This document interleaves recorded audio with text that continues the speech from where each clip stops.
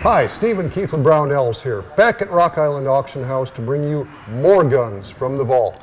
And today, Keith, you've really outdone yourself. Tell us what we got.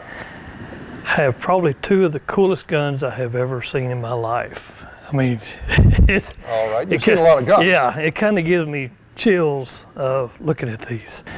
This gun right here was personally ordered by Theodore Roosevelt. The Theodore Roosevelt? Teddy Roosevelt? Teddy Roosevelt, and was delivered to him the day that he shipped out to San Antonio to leave for the Spanish-American War. Oh, I think I know how that ended up. Yes. But he didn't carry this up San Juan Hill because he had a Colt that was salvaged from the Maine that he packed with him. As one would, yeah. As one would, yes. But he specified the engraving on here, and this is chambered in .38 Long Colt, which was the service caliber at the time. Who else but Teddy Roosevelt would leave this beautiful gun at home because he had one off the Maine itself? Off the Maine. But, who does that happen to? Right. I mean, I would say at the time he anticipated carrying this with him because that would have been, a lot of officers had their own guns and customized, and the engraving is exactly how he wanted it, how he specified it. The grips, I mean, he had a tailored uniform that he wore, and this would have been perfect to go with that. So this is pretty amazing. Give him his due. He went into battle fully accessorized. Yes, fully accessorized. Now, over here, we have a gun that actually belonged to one of Roosevelt's good friends, General Leonard Wood. The Leonard Wood. Yes, the Leonard Wood. Not one word, like everybody says at Fort Leonard Wood. Yeah.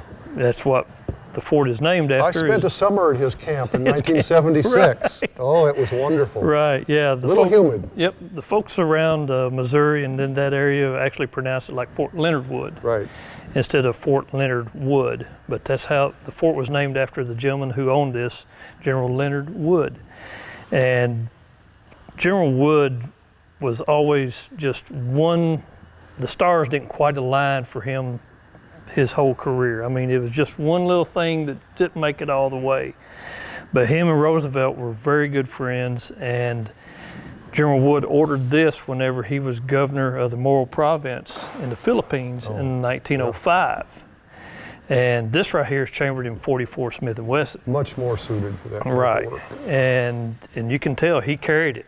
He shot it a lot, and it's very cool. Now, General Wood would die, I believe, in 1927. That's about right. Yep, he had cancer in the brain that actually what killed him. But, I mean, just to see these two guns that belong to friends.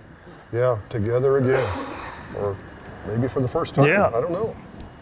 I don't know, but, I mean, Roosevelt was always a hero of mine. And it's just nice design, automatic ejection, about as fast as you can go as far as getting the shells out of the gun. But it's just, like I said, it makes the hairs on my neck stand up. And this one definitely has been shot some and used some. And yet I tested the lockup, it's still tight. Yeah, it's if you excellent. Pull the trigger and hold the trigger back, it is tight as a tick. It's not moving an iota. Yeah. Amazing after all this time. Yeah. Now, if I had won the $1 billion lottery, I would buy both of these and I'd be packing them around today. Oh, I'm sure you would. But you'd have to go to Abercrombie and Fitch to get your outfit. Well, they're not doing that stuff anymore. They got a little too frou-frou for the outdoors, folks. But yeah, back in the day, that was Abercrombie and Fitch was the place to go for a lot of the stuff. Real history right there. Now, one thing that's unusual for this right here is that General Wood ordered this direct from Smith Wesson instead of going through a distributor, you know, dealers at the time who, because Smith, that's how they handled. They didn't really like to deal with individuals. But notoriety or notable people and stuff like General Wood and other folks, they would deal directly with them, and this shipped direct to him. Wow. So yeah, that's pretty wild and pretty two amazing guns. Yep, to have them together at the same time. Yep. Really neat. So, if you have any questions or comments, please leave them below. As always, we'd like to thank Rock Island Auction House here in Rock Island, Illinois, for letting us look at these exceptional specimens here and all the other guns we've been looking at today. Thanks for watching. We'll see you next time when we bring you another gun from the vault.